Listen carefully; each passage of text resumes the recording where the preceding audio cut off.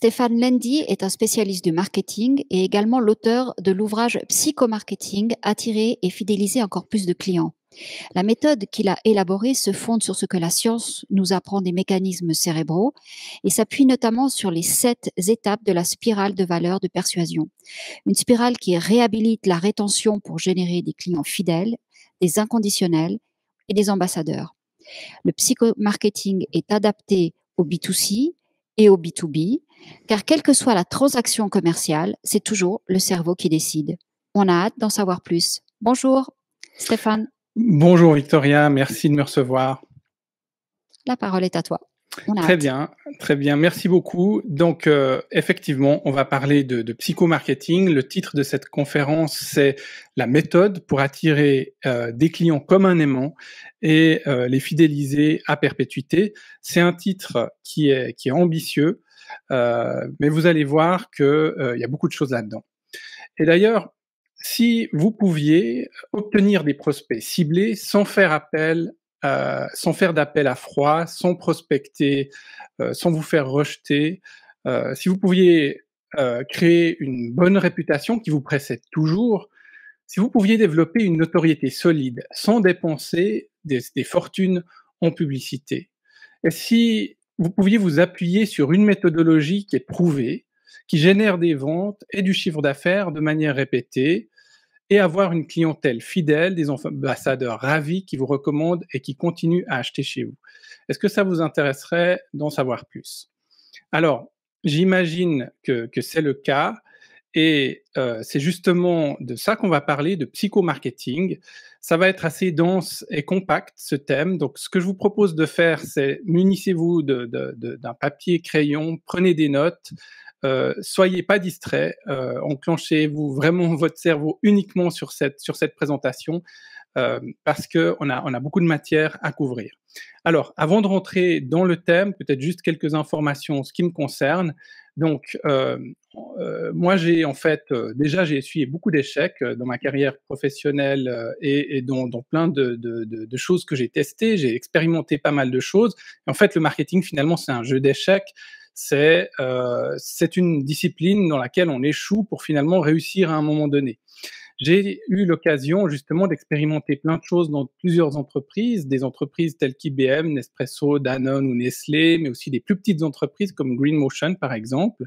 J'ai créé notamment un site internet qui s'appelle strategemarketing.com, qui est devenu une référence en marketing dans la francophonie. On a aujourd'hui presque 300 000 personnes qui nous suivent, soit sur Facebook ou sur YouTube, mais également SmartCube, dont je reparlerai tout à l'heure. Je suis créateur de la méthodologie psychomarketing dont on va parler et l'auteur du livre Psychomarketing, attirer et fidéliser encore plus de clients aux éditions Gérézo. Alors, quelques exemples de sites. Donc, par exemple, SmartCube, qui est un site que j'ai créé, smartcube.net, qui vous permet, par exemple, d'acquérir un talent, une compétence en 6 jours, à raison d'une demi-heure par jour, et qui fonctionne très bien, en automatique. Un autre exemple, Dollar Shave Club, qui est en fait une initiative d'un entrepreneur américain qui a créé en fait un site sur lequel on pouvait acheter des lames de rasoir pour $1 et qui a revendu en fait ce commerce à plus d'1 milliard de dollars à Unilever en 2016. Un autre exemple encore, Respire, qui est une entreprise française qui a été créée ces dernières années par Justine Hutto et Thomas Meheux et qui vend des produits de cosmétiques saines. Ces 3 commerces qui fonctionnent bien utilisent tous les 3 des techniques, des stratégies de marketing direct, de marketing digital et en particulier du psychomarketing, des éléments de psychomarketing. Alors, pourquoi adopter le psychomarketing et qu'est-ce que le psychomarketing? C'est ce qu'on va voir maintenant. Tout d'abord, pourquoi adopter le psychomarketing? Eh ben, un des problèmes qu'on voit en marketing, c'est que la grosse majorité des produits, des lancements de produits échouent. On sait qu'il y a 95% des nouveaux produits qui arrivent sur le marché qui finalement ne trouvent pas leur marché. Et quelle est la raison à ça? Pourtant, on sait que ces produits en général sont marketés avec des stratégies, des techniques qui sont enseignées dans des universités, qui sont connues, mais pourtant ça ne fonctionne pas. Et il y a de nombreux exemples d'échecs et finalement les succès sont plutôt rares. Alors déjà, la première chose, c'est que le marketing qu'on utilise encore aujourd'hui, c'est un marketing qui provient en fait d'une époque où la demande surpassait l'offre. Et aujourd'hui, on est dans le cas contraire. Mais surtout, le marketing, euh, alors j'ai juste un petit souci de slide, voilà. Le marketing traditionnel ne fonctionne plus très très bien. C'est-à-dire, la première chose, c'est que on s'appuie sur des études consommateurs, soit déclaratives, soit quantitatives, soit qualitatives, et on s'appuie beaucoup sur ce que les consommateurs nous disent. Mais ils ne sont pas tous forcément conscients des choix qu'ils font parce que justement, dans la psychologie du choix, on sait que c'est surtout les décisions sont prises à un niveau de conscience qui est très profond, qu'on appelle le subconscient. Et ensuite, c'est le conscient qui va rationaliser des décisions profondes dont on n'a pas forcément justement conscience. Et donc, ce qui fait que les études consommateurs, on ne peut pas en dire grand-chose. C'est pour ça que des gens comme Steve Jobs, par exemple, disaient qu'il ne s'appuyait pas du tout sur ce genre d'études pour prendre ses décisions, pour lancer des nouveaux produits. Ensuite, l'autre chose, c'est que les achats médias sont hasardeux. Alors, les entreprises ont tendance à mettre beaucoup de budget en achetant du média, de la TV, de la radio, de l'affichage aujourd'hui des médias digitaux. Mais c'est très compliqué ensuite de savoir d'où proviennent les ventes. Il faut pour ça des modèles d'attribution qui sont extrêmement complexes. Et encore, avec ces modèles, on n'arrive toujours pas à savoir exactement d'où proviennent les ventes. Ensuite, des produits qui n'ont pas de marché, qui ne trouvent pas leur marché, il y en a plein, on l'a vu tout à l'heure. Les 4 P du marketing, qui est un concept qui est aujourd'hui encore enseigné, mais qui n'est pas complet. Donc, quand on parle de 4 P, on parle de produits, de distribution, de prix et de communication. C'est le mix habituel, c'est la base, mais c'est pas suffisant. On a le marketing 360 degrés qui consiste à entourer en fait un prospect ciblé d'une communication et qui fonctionne, c'est vrai, dans l'absolu. Le problème, c'est que c'est extrêmement cher, extrêmement onéreux à mettre en place parce qu'il faut investir dans tous ces médias pour justement entourer le consommateur de toutes ces communications. Et puis enfin, le modèle d'entonnoir, un entonnoir de vente, on le verra tout à l'heure, qui est quand même limitant et justement dans le domaine du psychomarketing, on utilise quelque chose d'un petit peu plus sophistiqué. Enfin, nous, marketeurs, vendeurs, sommes biaisés, puisqu'on est humain, forcément, on a nos perceptions, mais nos perceptions ne sont pas forcément vraies, puisqu'on a nos biais perceptuels, on a nos croyances limitantes. Et on le verra tout à l'heure, il faut d'abord se connaître avant d'appréhender son marché. Alors pensez à ceci, le marketing traditionnel se focalise beaucoup sur l'acquisition. En marketing, aujourd'hui encore, on va essayer de cibler des prospects pour les transformer en clients. Puis ensuite, qu'est-ce qu'on fait? On va rechercher d'autres prospects et on les retransforme en clients. Puis on essaie de trouver d'autres prospects, on les retransforme en clients. On passe pas beaucoup de temps pour la rétention. Pourtant, on sait que ça coûte jusqu'à 5 fois plus cher d'acquérir un nouveau client que de retenir un client existant. Ça veut dire que quand on perd un client qu'on a aujourd'hui, ça coûte une fortune. Et donc, il faut réussir à se focaliser plus sur l'acquisition clientèle. Et ça, c'est un autre problème du marketing qu'on connaît aujourd'hui. Donc, il fallait réinventer le marketing. Et c'est là qu'intervient le psychomarketing. Mais en fait, qu'est-ce que le psychomarketing et qu'est-ce qu'on appelle psychomarketing? En fait, le psychomarketing, c'est du marketing bienveillant déjà, qui a une visée sur la rétention, c'est-à-dire qu'on va s'appuyer sur les sciences comportementales notamment pour créer des ambassadeurs et créer un cercle vertueux perpétuel qu'on appelle la spirale de valeur et de persuasion. L'idée derrière le psychomarketing, c'est de créer des ambassadeurs, des gens qui vont nous recommander. Et donc, du coup, étant donné qu'on va créer ces ambassadeurs, ces fans qui vont parler de nous, eh ben, ça va diminuer le coût d'acquisition de nouveaux clients et puis ainsi maximiser la productivité des investissements marketing. Donc, le psychomarketing, c'est une discipline qui se base sur toutes sortes d'autres disciplines.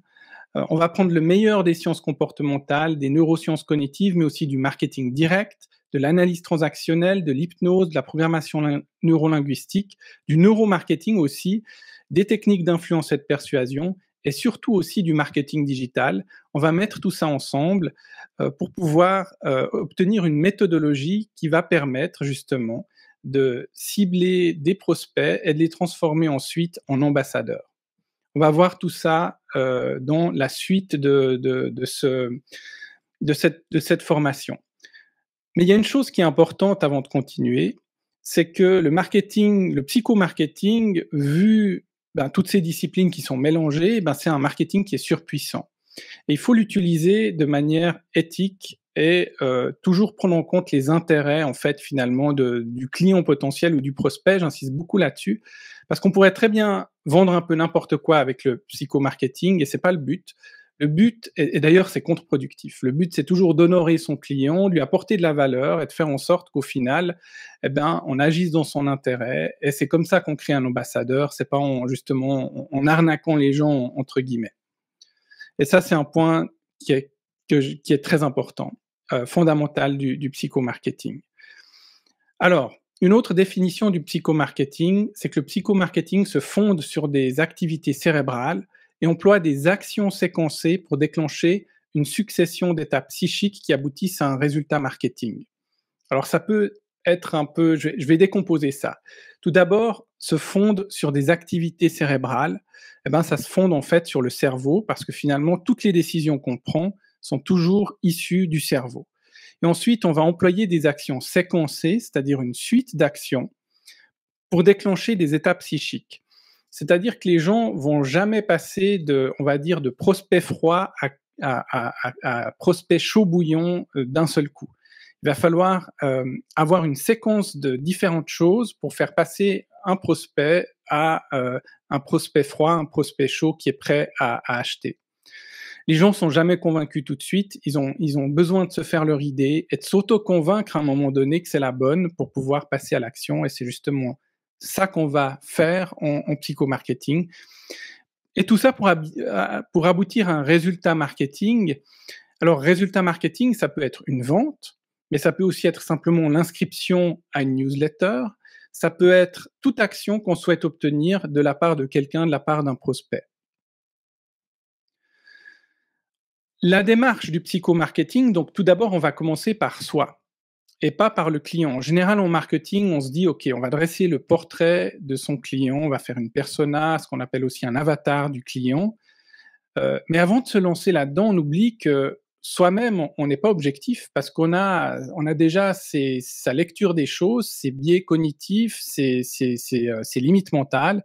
Et donc, d'abord, il faut faire cette introspection et bien comprendre ce qui biaise notre perception avant de justement dresser le portrait du client. Mais il faut aussi comprendre le fonctionnement du cerveau, et on en aura un aperçu tout à l'heure. Comment fonctionne le cerveau et qu'est-ce qui nous fait agir, nous en tant que marketeurs, mais aussi qu'est-ce qui fait agir le prospect, le client potentiel. Et une fois qu'on a tout ça, et là, on va pouvoir identifier son marché porteur et on va pouvoir profiler le client spécimen, et on va voir comment faire tout à l'heure. Une fois qu'on a un client spécimen qui est profilé, on sait à qui on s'adresse, c'est le moment de le faire entrer dans ce qu'on appelle la spirale de valeur et de persuasion, un certain nombre d'étapes justement pour fidéliser le client et le transformer en ambassadeur. Étant donné que ça devient un client récurrent, ça va générer du profit récurrent également. Et ça, c'est toute la démarche du psychomarketing.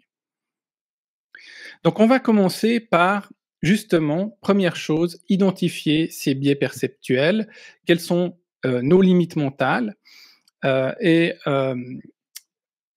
a tous des croyances limitantes en tant qu'être humain, en tant que marketeur. Typiquement, quand on est dans le marketing ou la vente ou la gestion d'entreprise, on peut se dire, OK, les croyances limitantes, ça peut être, je peux atteindre un maximum de chiffre d'affaires. Et peut-être qu'on a l'habitude de faire un chiffre d'affaires régulier de 100, 150 000 francs, j'en sais rien, de 500 000, 1 million, peu importe. On a ce chiffre et on a ce plafond de verre souvent parce que ça vient d'une croyance limitante. On croit aussi que le client ne peut pas payer plus que X le produit qu'on souhaite lui vendre. Et là aussi, c'est notre croyance. Et souvent, on a tendance à fixer un tarif, un prix en fonction de nos propres croyances, plutôt que de se baser sur des éléments objectifs et factuels. Ou alors, on va se dire que telle opération marketing ne marchera jamais pour telle ou telle raison, sans même la tester, que ce segment de marché n'est pas viable ou pas fait pour nous, ou que si on ne vend pas assez de tel produit, c'est parce qu'il est trop cher, ou que nos clients ne voudront jamais de tel produit parce qu'il n'est pas assez bien, peu importe, on a nos croyances limitantes. C'est important de les identifier, ces croyances limitantes, pour pouvoir faire du meilleur marketing par la suite. Outre les croyances limitantes, il y a aussi les biais cognitifs. Alors, un biais cognitif, on appelle ça aussi un biais perceptuel. C'est simplement un petit peu comme ces miroirs déformants qu'on voit dans les foires. On se met devant le miroir et puis on voit une image déformée de nous-mêmes. En fait, on a tous une image déformée de la réalité, simplement parce que la perception est subjective. Et si je peux prendre quelques exemples de biais cognitifs, on a par exemple justement la perception sélective, qui fait qu'on a tendance à percevoir uniquement ou beaucoup plus les choses qui ont tendance à valider déjà des croyances préexistantes qu'on a. Donc, si on croit par exemple qu'un produit cher est forcément mieux parce qu'il apporte plus de marge, on va avoir tendance à peut-être, quand on verra une information qui valide cette croyance, eh ben on va y prêter plus attention que peut-être que quelqu'un qui dit non, moi je crée un business de produits peu chers, mais je veux vendre beaucoup de volume. Mais on a cette croyance à la base de se dire, OK, il faut que je crée et que je vende des produits chers, donc on va plutôt avoir tendance à valider ça et puis à ignorer le reste. C'est un biais de perception sélectif. Il y a l'effet de halo également, l'effet de halo dans lequel on va avoir tendance. Alors l'effet de halo vient du halo qu'on peut voir sauf erreur, c'est le soleil qui fait ce halo ou la lune, je ne sais plus, mais en fait, on a un halo qui nous aveugle. Typiquement, je ne sais pas, on rencontre quelqu'un qui arrive avec une Ferrari et on va tendance à croire que cette personne est riche simplement parce qu'on se base sur la Ferrari qui crée un halo et qui biaise notre perception. Peut-être que finalement, elle a loué cette voiture, cette personne, ou peut-être qu'elle l'a achetée à crédit, mais on a cet aspect qui biaise notre perception. Autre exemple de biais perceptuel, le biais d'autorité, qui fait que si on a quelqu'un qui arrive avec une blouse blanche et un stéthoscope autour du cou, on va avoir tendance à lui prêter une certaine autorité, à l'écouter beaucoup plus, surtout s'il nous donne des conseils médicaux, que si c'est la même personne qui débarque en jeans, t-shirt et qui veut nous donner ces mêmes conseils médicaux. Même si on n'a pas vu son diplôme, on va lui prêter cette autorité. C'est un biais cognitif. Et il en existe tout plein. On ne va pas rentrer dans les détails de tous les biais que vous voyez là à l'écran, mais dans le livre Psychomarketing, on en détaille beaucoup plus et vous pouvez d'ailleurs chercher et trouver tous ces biais cognitifs sur Internet.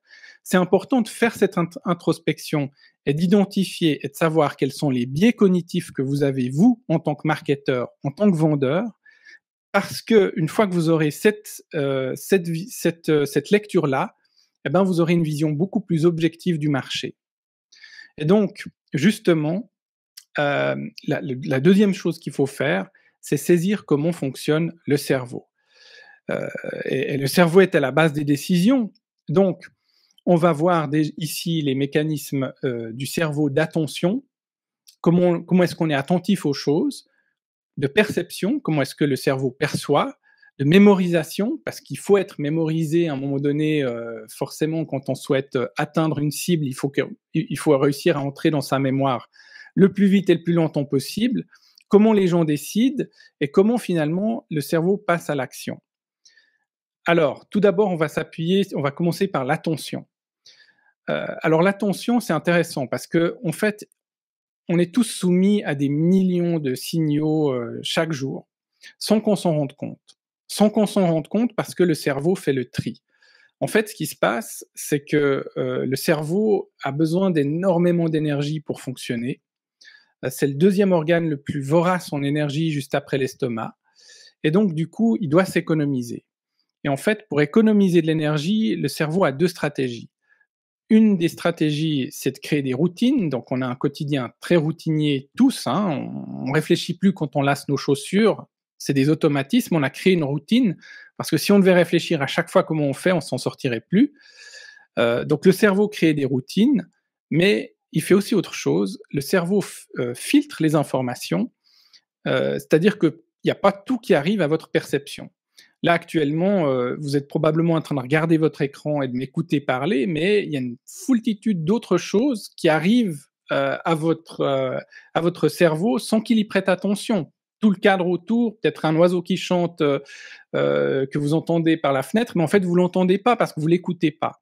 Le cerveau va filtrer les informations et il y a seulement une infime partie des informations qui vont parvenir à la conscience, finalement. Et donc, du coup, l'attention, c'est toujours un jeu à somme nulle. On est attentif à une chose, et donc, du coup, on ne prête pas attention au reste. Et en tant que marketeur, toute la difficulté, c'est de faire en sorte d'arriver justement à ce que les gens soient attentifs le plus possible à ce qu'on souhaite leur transmettre. En général, on arrive à être attentif plus ou moins à 7 choses, à plus ou moins 2 choses. Ça, ce sont les études scientifiques. Il y a eu plusieurs études qui ont prouvé que le cerveau arrivait à gérer plus ou moins 7 informations à la fois, ce qui est déjà beaucoup. Ensuite, on a la perception. Et en fait, la perception, elle est de toute façon subjective. Et c'est Emmanuel Kant qui disait d'ailleurs qu'on ne voit pas le monde tel qu'il est, mais on le voit tel que nous sommes. Et la perception de la personne, c'est toujours sa réalité. Donc, ce que vous percevez, c'est votre réalité. Et il y a autant de réalités que de monde sur Terre. Et la perception est tronquée. Vous voyez ici, par exemple, ces lignes, vous avez l'impression qu'elles sont pas parallèles, mais pourtant elles le sont. Et c'est juste une perception. Et chacun se crée sa propre idée du monde. Et une idée du monde ou l'idée du monde qu'on se fait, c'est ce qu'on appelle une représentation. Et donc, c'est important de comprendre ça. Et c'est bien pour ça que justement, on a fait cet exercice plus tôt au début, de bien comprendre quels étaient les biais cognitifs qu'on a, nous, en tant que marketeurs, pour pouvoir ensuite créer une perception plus, on va dire, objective du marché. Parce que c'est là où il faut réussir aussi à comprendre quelle est la perception, pas seulement celle du marketeur, mais maintenant celle du prospect, de la personne qu'on souhaite cibler.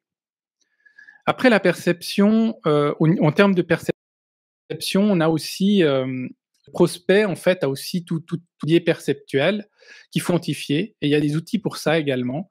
Là, il y en a quelques-uns, hein, le biais de cadrage d'autorité, etc., que je ne vais pas détailler pour des raisons de temps, mais que vous pouvez aussi rechercher, vous, qui sont aussi décrites dans le livre d'ailleurs. Ensuite, on a la mémoire. Alors, il y a différents types de mémoire, et si on prend déjà, pour commencer, la mémoire sensorielle, c'est une mémoire qui dure une ou 2 secondes, c'est une mémoire qui est très très courte, très fugace. Ça nous permet juste de mémoriser quelque chose, puis ensuite c'est oublié. On a la mémoire de travail qui fonctionne uniquement quand on est en train de travailler sur un sujet. Je suis en train d'écrire une ligne de texte ou une phrase, par exemple, et j'ai juste en mémoire la phrase que je suis en train d'écrire, mais une fois que j'aurai cessé d'écrire, dans 2 heures, je me souviendrai plus par cœur de la phrase que j'ai écrite. Il y a la mémoire à court terme qui dure en général à peu près 1 jour. Je ne sais pas, ma femme me dit qu'il faut que j'aille chercher les enfants ce soir, je vais m'en souvenir toute la journée, mais dans quelques semaines, j'aurai oublié. Et puis, il y a la mémoire à long terme. Et la mémoire à long terme, c'est là qu'on veut être, nous, en tant que marketeurs. Et le but, c'est de créer ce qu'on appelle une empreinte mnésique, c'est-à-dire de marquer, en fait, l'esprit du client. Et il y a souvent, pour y parvenir, il faut utiliser les émotions ou la surprise, qui sont des outils assez puissants pour pouvoir être ancrés dans la mémoire à long terme. Typiquement, des événements comme la mort de Lady Di, malheureusement négatif, ou le 11 septembre, on se souvient tous de là où on était pour ceux qui étaient déjà nés et adultes à ce moment-là, vont s'ancrer ce genre d'événements dans la mémoire à long terme et créer ce qu'on appelle une empreinte mnésique. Et en psychomarketing, il y a plein d'outils justement pour parvenir à ça. Ensuite, on passe à la décision. Donc on est toujours plus loin, toujours plus proche de l'action. Alors la décision, et c'est là où on a parlé tout à l'heure du fait qu'il y avait 95% des produits qui échouaient. Et une des raisons, c'est qu'en fait, elles sont basées, ces produits se basent souvent sur des études de marché qualitatives ou quantitatives. C'est que la décision n'est pas rationnelle. Et là, il y a aussi des études scientifiques qui le prouvent. Notamment une étude qui a été intéressante sur un test qui avait été fait. On avait fait boire du Coca et du Pepsi à des sujets. Et quand on leur disait quelle était la marque qu'ils allaient boire, en général, ils avaient tendance à toujours choisir le Coca. Mais si les marques étaient cachées, le cerveau, en fait, préfère objectivement le Pepsi. Et donc, du coup, on voit que la décision n'est pas rationnelle et dès qu'elle est prise, en fait, à un niveau très profond, le subconscient, et ensuite, elle est rationalisée par le néocortex à un niveau beaucoup plus, en fait, un niveau beaucoup plus rationnel de la décision. Et donc, si la décision est irrationnelle, ça signifie qu'il faut toucher, il faut vraiment toucher le subconscient, c'est-à-dire le cerveau reptilien et le cerveau intermédiaire. Et là aussi, je ne rentre pas dans les détails. Si vous voulez en apprendre plus sur le cerveau, je pense que le mieux, c'est de vous procurer le livre et d'en apprendre davantage. C'est un voyage assez passionnant d'essayer de comprendre justement comment les gens décident. Et ensuite, on a l'action. Comment est-ce que les gens passent à l'action et qu'est-ce qui fait que on décide d'agir? Et on sait qu'il y a 3 conditions qui font que les gens décident. La première, c'est qu'il faut que l'action soit facile, qu'il n'y ait pas de friction, et donc il faut de la facilité d'action, de la facilité à agir. Ensuite, il faut une bonne raison d'agir. Et enfin, il faut un déclencheur. Donc, si c'est facile de faire quelque chose, que j'ai une bonne raison de le faire, et en plus que j'ai qu'à presser sur un bouton pour acheter ce produit, qu'il n'y a aucune friction, eh ben, je vais tendance à agir. Je vais avoir tendance à agir. Donc, ce sont ces 3 conditions qui font que les gens vont passer à l'action. Donc, maintenant, vous avez, juste pour récapituler, vous avez commencé par vous-même, vous avez identifié vos biais perceptuels, vos limites mentales, vous en savez plus sur le cerveau, vous savez comment le cerveau décide, notamment comment est-ce qu'il perçoit, mémorise et qu'est-ce qui le fait passer à l'action. Maintenant, c'est le moment de rentrer dans ce qu'on appelle la spirale de valeur et de persuasion. Avant ça, il faut bien évidemment avoir une connaissance approfondie du prospect, de la personne qu'on veut cibler. Et on va justement créer cette connaissance à travers 20 questions. Pas des questions qu'on va forcément poser directement aux clients ou aux prospects, mais des questions qu'on va se poser et on va essayer d'y répondre en regardant le comportement de clients ou de prospects qui ont déjà acheté ou qu'on connaît. Et donc, on va dresser ce qu'on appelle le portrait d'un client spécimen. Et il y a 20 questions justement qui sont aussi dans le livre. Et il faut s'adresser non pas au client spécimen, mais ce que j'appelle le client spécimen sceptique. C'est-à-dire qu'on va prendre le plus sceptique des clients, parce que si on arrive à convaincre celui qui est le plus sceptique, celui qui a le plus d'objections, eh ben on sait que ce sera beaucoup plus facile de convaincre le reste de son marché. Donc, qui peut le plus, peut le moins.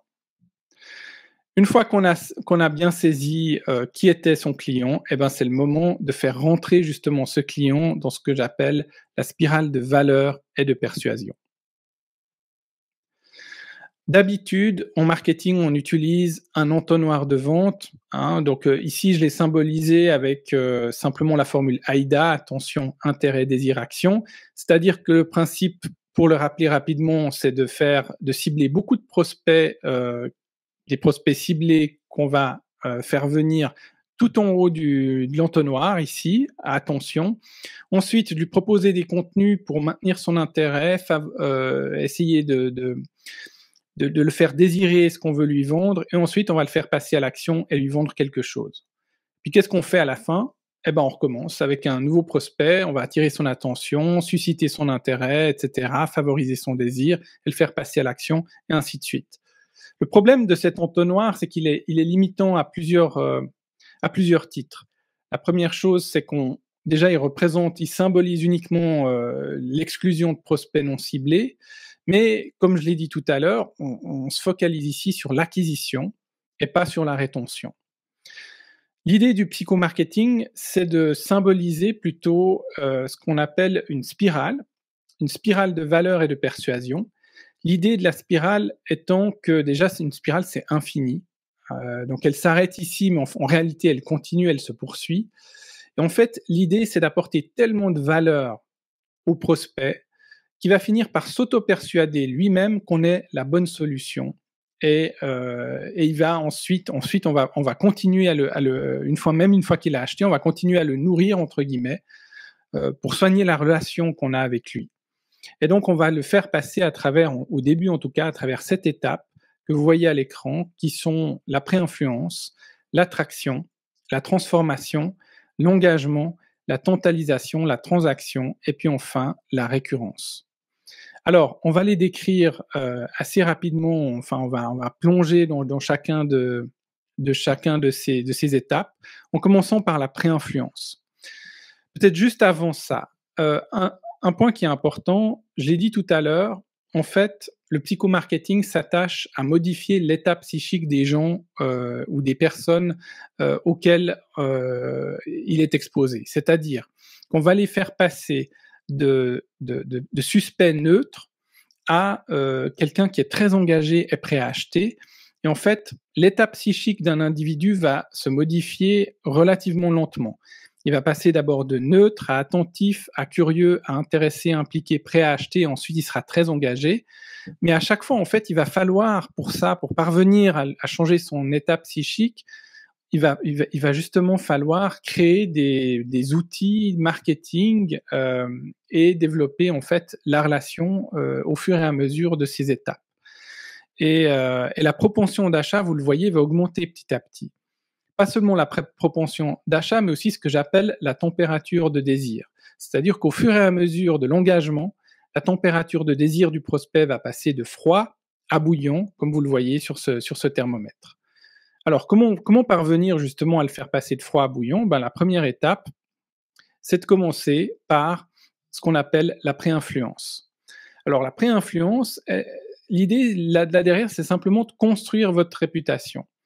Et la pré-influence, c'est un peu comme quand quelqu'un passe devant, je sais pas, une boulangerie le matin, et c'est de faire en sorte que même avant que le boulanger n'ait le moindre contact avec son client potentiel, le client soit déjà pré-influencé à aller acheter un croissant.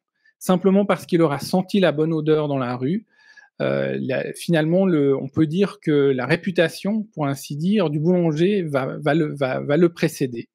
Parce que quelqu'un qui aura senti cet arôme de croissant irrésistible va rentrer dans la boulangerie et puis acheter des croissants. Et vous allez reproduire ça, en fait, avec la pré-influence dans votre marketing. On va voir comment. Alors, pour chaque état et pour chaque étape, on va mesurer en fait exactement là où on est le prospect et on a des moyens de mesure, notamment de la pré-influence par la taille de l'audience sur les réseaux sociaux. On peut aussi faire des études de notoriété spontanée ou assistée pour mesurer la pré-influence. Mais à ce stade, on s'adresse à un suspect, donc quelqu'un dont on n'a pas encore le contact, quelqu'un qui est neutre, dans un état neutre, il nous connaît pas, et puis son désir est pour l'instant froid, donc il a juste un problème qu'on souhaite résoudre. Et donc, un exemple ici, c'est la carte Revolut. Donc, c'est un service bancaire que les gens ne connaissaient pas il y a peu, finalement. Et ils ont réussi à créer un effet viral, c'est-à-dire simplement qu'ils ont favorisé beaucoup l'expérience utilisateur des transactions financières. Et surtout, ce qu'ils ont réussi à faire, c'est que les gens qui payaient dans des restaurants et qui voulaient partager leurs factures, ils ont réussi à faire un effet dans lequel c'est devenu très facile de partager une note de restaurant grâce au service Revolut. Et ainsi, à chaque fois que quelqu'un était dans une situation, dans un cercle social en train d'utiliser Revolut justement pour faciliter la transaction, toute la tablée pouvait voir à quel point c'était facile. Ça crée un sujet de conversation, un effet de contagion. Et du coup, les gens s'équipaient tous avec ce service. Et c'est comme ça que Revolut a commencé à émerger. Et c'est grâce à cette pré-influence. Il y a toutes sortes d'outils de pré-influence qui existent. Ça, c'est juste un exemple. Vous en trouvez d'autres dans le livre et dans la méthode psychomarketing. Mais une fois que la personne est pré-influencée et qu'elle connaît votre service ou entreprise, sans même avoir eu le moins de contact avec vous, c'est le moment de la faire passer dans l'étape d'attraction. Et à ce stade, on a toujours un suspect qui est désormais attentif, qui a toujours un désir froid. Et le but ici, c'est de lui offrir de la valeur en échange des coordonnées du suspect. Et donc, le moyen de mesure, c'est le nombre de nouveaux prospects qu'on va avoir dans la base de données. Et comment est-ce qu'on va faire ça ? c'est qu'on va offrir de la valeur. Donc, ça peut être, par exemple, dans cet exemple-là, pour Groupon, simplement un bon de 15% en échange des coordonnées du prospect. Mais ça peut aussi être, par exemple, une checklist. Si vous êtes dans, je sais pas, vous travaillez dans une agence immobilière, vous faites une checklist, quelles sont les 7 erreurs à éviter avant d'acheter un bien immobilier. Il faut remplir ces coordonnées pour avoir la checklist. Et qui ne veut pas avoir cette checklist, finalement, au final? Et donc, du coup, vous récupérez les coordonnées du prospect. À ce stade, vu que maintenant, vous avez désormais plus un suspect, mais un prospect, on peut passer à la troisième étape, qui est l'étape de transformation. Et là, le but, c'est, on a quelqu'un qui est curieux déjà, pour commencer, et quelqu'un qui est en plus un peu reconnaissant, parce que finalement, théoriquement, vous avez déjà procuré de la valeur, vous avez répondu à peut-être un premier problème, et le désir désormais est tiède, il est plus froid. L'objectif à ce stade, c'est de susciter vraiment un intérêt marqué pour votre produit ou pour votre service. Et on va mesurer ça, en fait, par différents indicateurs tels que le taux d'ouverture des emails, le taux de clic sur des liens ou le nombre de questions que vous recevez de la part de vos prospects. Et donc, l'étape de transformation, à ce stade, vous pouvez communiquer avec votre prospect et lui montrer la transformation que votre produit va faire. Vous allez lui montrer l'état dans lequel il est actuellement et l'état dans lequel il sera une fois qu'il aura bénéficié du produit ou du service que vous lui proposez. Donc, c'est vraiment de montrer l'étape avant-après symboliquement, typiquement, on le voit ici sur cette image, on voit le avant et après. Vous pouvez le montrer en termes d'image telles que sur ce site-là, mais vous pouvez aussi créer des vidéos, vous pouvez raconter une histoire par email, par exemple, ou par courrier. Il y a plein de modalités que vous pouvez employer pour montrer cette transformation. Mais c'est important de montrer la transformation parce que les gens marchent beaucoup au contraste. Et quand vous créez un contraste entre la situation d'avant et la situation d'après, vous éveillez encore plus l'intérêt pour votre produit. La quatrième étape, c'est l'étape d'engagement. On s'adresse toujours au prospect. Maintenant, il est intéressé, il a vu l'étape de transformation. Son désir maintenant est chaud, par contre, parce qu'il voit qu'il peut être transformé grâce à votre produit ou votre service.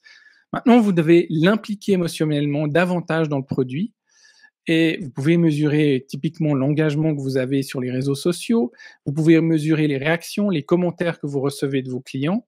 Et dans cette étape d'engagement, il y a plusieurs outils que vous pouvez utiliser, tels que notamment ce qu'on appelle le storytelling, les histoires. Ça crée beaucoup d'engagement. Un exemple ici, c'est Moleskine qui a créé ce mythe d'un carnet de notes qui aurait été employé par des artistes comme Van Gogh, Picasso ou que sais-je. En fait, c'est pas vraiment le cas, puisque l'entreprise a été créée en réalité dans les années 90, mais ils ont créé un tel mythe, une telle narration, une telle histoire derrière leur produit que ça marche. Les gens sont engagés dans cette histoire. Il y a d'autres outils d'engagement, comme par exemple la co-création. Vous créez un produit avec vos prospects. Ça sont d'autres moyens d'engager les gens dans ce que vous faites, dans ce que vous proposez. Et vous pouvez en avoir toutes sortes. Ensuite, il y a l'étape de totalisation, qui est la cinquième étape.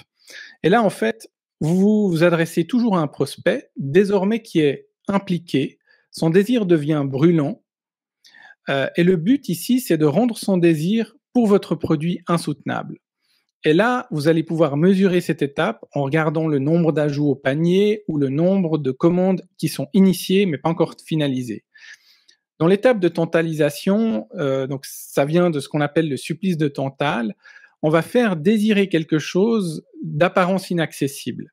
Et l'idée ici, c'est de rendre votre produit ou votre service un peu inaccessible ou totalement inaccessible, parce que quand quelque chose qu'on désire devient tout à coup inaccessible, on devient fou, on veut encore plus avoir ce produit. Et c'est typiquement l'effet que vous avez, par exemple, je sais pas, vous avez un bar VIP et vous remarquez que vous voulez y entrer, mais il sélectionne les gens à l'entrée, il n'y a pas tout le monde qui peut y aller. Et là, du coup, d'autant plus, vous avez envie d'aller dans ce bar. Et c'est exactement le même effet que vous reproduisez dans la totalisation. C'est ce que les services comme Facebook ou Gmail ou même plus récemment Clubhouse ont fait. Facebook, quand il a été lancé, était disponible seulement pour quelques universités aux États-Unis et on pouvait y accéder uniquement ensuite sur invitation, sauf erreur. Gmail a été lancé comme ça, le service de Google Mail. Il fallait recevoir une invitation pour pouvoir bénéficier de ce service. Et une fois qu'ils ont ouvert à tout le monde, évidemment, c'était la cohue. Donc, si vous arrivez à reproduire cet effet-là d'exclusivité, à tantaliser le prospect, et ben là, vous avez des tonnes de ventes assurées. Enfin, vient l'étape de transaction. Et là, en fait, il s'agit simplement de proposer, de faire en sorte que le client achète le produit, mais aussi surtout de maximiser la valeur de transaction. Et vous allez vous adresser à un prospect qui va se transformer en client. À ce stade, il est prêt à acheter, son désir est bouillant. Et les moyens de mesure, évidemment, c'est à la fois le nombre de ventes, mais aussi le volume ou la taille du panier d'achat, c'est-à-dire la taille de la transaction. Et donc, si vous l'avez tantalisé et que vous avez fait tout le travail derrière, en fait, vous avez quasiment plus de travail de vente à ce stade. Simplement, ce qu'il faut savoir, c'est que les gens ont tous une balance dans la tête, c'est-à-dire qu'ils vont à chaque fois mettre dans une partie de la balance le prix et de l'autre la valeur offerte. Et il faut évidemment que la valeur que vous proposez soit bien plus lourde que le prix pour que les gens achètent votre produit. Mais ça suffit pas parce que finalement le but c'est aussi de maximiser la valeur de transaction. Toujours, je le répète encore, dans l'intérêt du client, c'est pas de lui vendre plus de trucs pour faire plus de chiffre d'affaires, mais de lui proposer des produits ou des services qui vont le servir, l'aider. Et donc, l'exemple ici pour maximiser la valeur de transaction, c'est le fameux Big Mac plus les frites que je vous offre en plus. Est-ce que vous prenez un Coca? Est-ce que vous prenez le menu? Est-ce que vous souhaitez un café ensuite? Vous voyez comment McDonald's arrive à maximiser la taille de transaction simplement en proposant plus de produits parce que finalement, si on est venu acheter un hamburger, forcément, on souhaite aussi boire quelque chose, peut-être avoir un café, et puis pourquoi pas un dessert. Et puis pourquoi pas aussi donner un peu d'argent à une contribution bienfaisante. Donc au final, avec un hamburger à 3 ou 4 francs, finalement, vous finissez par proposer un menu à 10-15 francs aux clients et puis à maximiser comme ça la taille de la transaction. Alors à ce stade, vous avez fait le basique, mais le plus important, c'est l'étape de récurrence. Et c'est à ce stade que vous allez créer des ambassadeurs pour vos produits qui vont être très engagés dans ce que vous proposez. Le désir a un peu diminué parce qu'il était ardent avant, vous avez vendu quelque chose et à ce stade, les gens ont toujours un peu le remords d'achat qui est surtout sur un bien très cher ou impliquant. Mais vous allez justement à ce stade continuer à offrir de la valeur pour ravir le client afin qu'il reste ambassadeur. Et là, en fait, vous avez plusieurs moyens de mesure. Vous allez mesurer ce qu'on appelle la valeur à vie du client, mais aussi les témoignages et les avis positifs que vous allez susciter. Et donc, ici, je pense que le meilleur exemple, c'est cette entreprise qui s'appelle Zappos, qui a toujours ce nom-là, bien qu'elle ait été rachetée par Amazon il y a quelques années. Mais Zappos est une entreprise qui vend des chaussures en ligne. En fait, c'est pas juste un e-commerçant de chaussures, c'est que eux, ils ont réussi à créer une telle relation avec leurs clients. Ils ont créé une communauté, mais les clients pouvaient contacter le service consommateur Zappos, et celui-ci était complètement dédié aux clients. C'est-à-dire que si le client n'était pas content, l'opérateur allait par exemple lui envoyer des fleurs, faire une surprise au client en lui envoyant des fleurs, ou parfois même l'envoyer chez un concurrent s'il n'y avait pas un produit convenable pour le client. Donc c'est vraiment de tout faire à ce stade, une fois qu'on a le client et qu'on a son adresse, pour le combler, le surprendre. Et il y a plein de moyens justement dans l'étape de récurrence qui sont également décrites dans le livre et que je vous propose de découvrir. Donc vous avez en fait finalement les 7 étapes de la spirale de valeur et de persuasion: la pré-influence, l'attraction, la transformation, l'engagement, la tantalisation, la transaction et la récurrence. C'est important de suivre ces étapes, l'ordre de ces étapes et de ne pas changer l'ordre. Par contre, en fonction de votre marché, certaines étapes pourront être sautées. Par exemple, la totalisation, elle est peut-être pas appropriée, notamment en B2B tout le temps, mais le reste des étapes, en général, vous pouvez suivre cette suite dans la spirale et vous verrez, il faut essayer, vous verrez que ça apporte vraiment ses fruits. La spirale est perpétuelle, c'est-à-dire que bien sûr, il y a 7 étapes au début, mais ensuite vous allez continuer.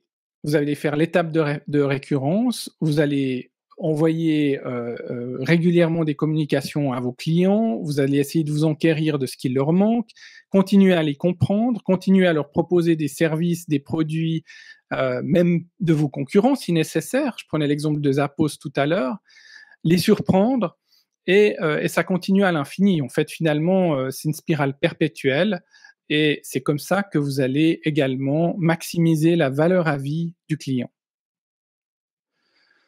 Et c'est ainsi qu'on a finalisé toute la démarche du psychomarketing. Encore une fois, on commence par soi, on identifie ses biais perceptuels en tant que marketeur, on saisit aussi le fonctionnement du cerveau, on a tout dans la tête finalement. On identifie son marché porteur, on profile son client spécimen et ensuite on crée la spirale de valeur et de persuasion à chaque étape pour créer du profit récurrent et maximiser la valeur à vie du client. Si vous voulez en savoir plus là-dessus, vous pouvez vous procurer le livre Psychomarketing. À l'intérieur, il y a également un cours de psychomarketing qui est offert d'une valeur de 97 €.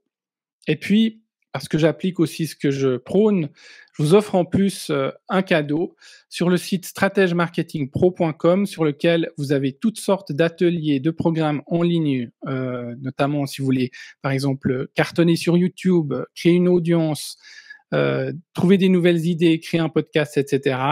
Vous avez des ateliers pour tout ça et vous avez 20% de réduction avec le code promo BINGO20 jusqu'à fin avril. Donc, je vous fais uniquement dans ce format-là pour vous et vous pouvez aller dessus quand vous voulez jusqu'à fin avril avec ce code promo. Voilà. Ça conclut cette formation sur le psychomarketing. Merci Stéphane, c'est très complet. J'ai apprécié la fin parce qu'effectivement, ça montre, il faut être logique avec tout ce qu'on enseigne et tout ce qu'on préconise. Une petite question, juste parce que on a débordé le temps qui nous était imparti.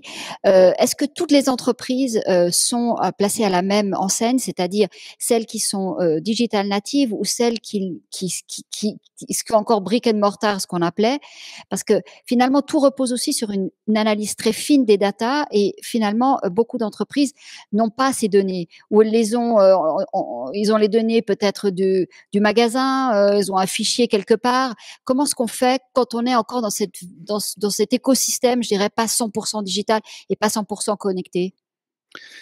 Alors en fait, il peut y avoir des moyens très rudimentaires de recréer cette spirale de valeur et de persuasion, mais tout repose finalement sur une chose, c'est de créer un fichier client.